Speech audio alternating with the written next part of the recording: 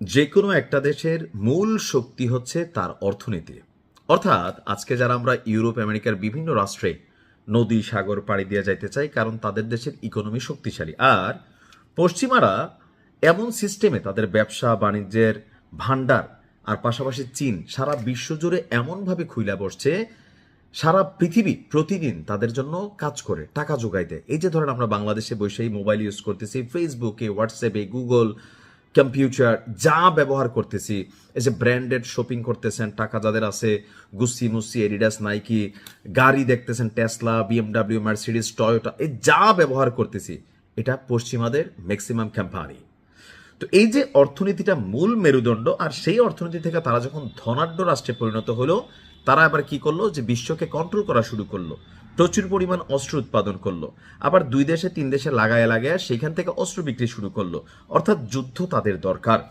তো সকল কিছুর মূলে যে অর্থনীতি, সেই অর্থনীতিকে এবার চপেটাঘাত করেছে আপনার ইরান। আমেরিকার মেরুদণ্ডের একটা হাড্ডির মধ্যে যদি আরো ধরুন 10-12টা সাব হাড্ডি থাকে, আমি জানি না, ডাক্তাররা ভালো বলতে পারবেন। এর মধ্যে একটা হচ্ছে কম্পিউটার প্রযুক্তিতে মাইক্রোসফট, নামটা নিশ্চয়ই শুনেছেন যারা কম্পিউটার চালান।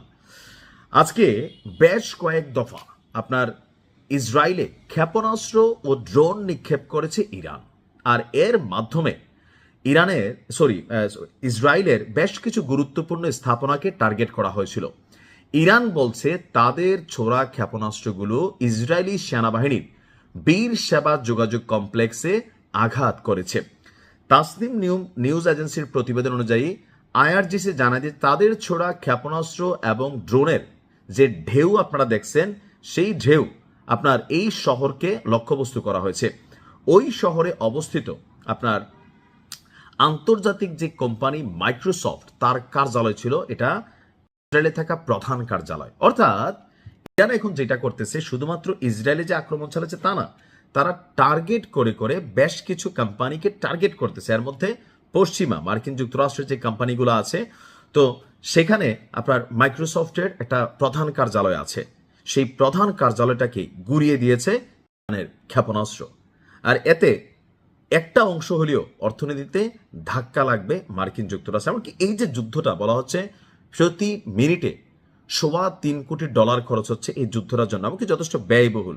আর তৈরি আপনারা ধরেন 20-50 হাজার দামের একটা ডলারের, $20-50,000 একটা ড্রোনকে, বা 5 থেকে 10 হাজার দামের একটা ড্রোনকে সাইজ করার জন্য মার্কিন যুক্তরাষ্ট্রের ব্যবহৃত হচ্ছে $50 থেকে $75,000 একটা আপনার মেশিনারিজ। তার মানে বুঝতে পারছেন, যদি যুদ্ধে এ পর্যন্ত $10 ব্যয় করে থাকে, আমেরিকার খরচ হয়ে গেছে $70 থেকে $80। পাশাপাশি ইসরায়েল তো আমেরিকায় যোগান দিচ্ছে। এর পাশাপাশি মধ্যপ্রাচ্যের রাষ্ট্রগুলোতে যেই অভিযান চলছে, এর মধ্যে দুবাই বিশেষ টার্গেটে আছে। কারণ দুবাইয়ে পৃথিবীর নামি দামি সকল ব্র্যান্ডের অনেক কার্যালয় আছে, শাখা আছে। দুবাই দেশটা আসলে বিদেশিদের একটা ব্র্যান্ডের দেশ আপনি বলতে পারেন। তো সেখানেও বেছে বেছে পশ্চিমাদের যে মূল অর্থনীতির চাকাগুলো আছে, ফাউন্ডেশনগুলো আছে, ধনকুবেররা আছে, তাদেরকেও টার্গেট করতে যাচ্ছে।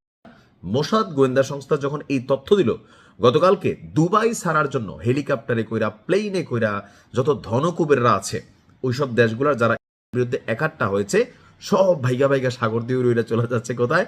আমেরিকায়। বিশেষ সতর্কতা জারি করা হয়েছে দুবাইয়ে, যে ইরান সিরিজ অভিযান চালাবে দুবাইয়ের উপর, আর প্রাণ বাঁচাতে সবগুলা পালাচ্ছে, ব্যবসা বাণিজ্য ফালাইয়া খেলা হবে।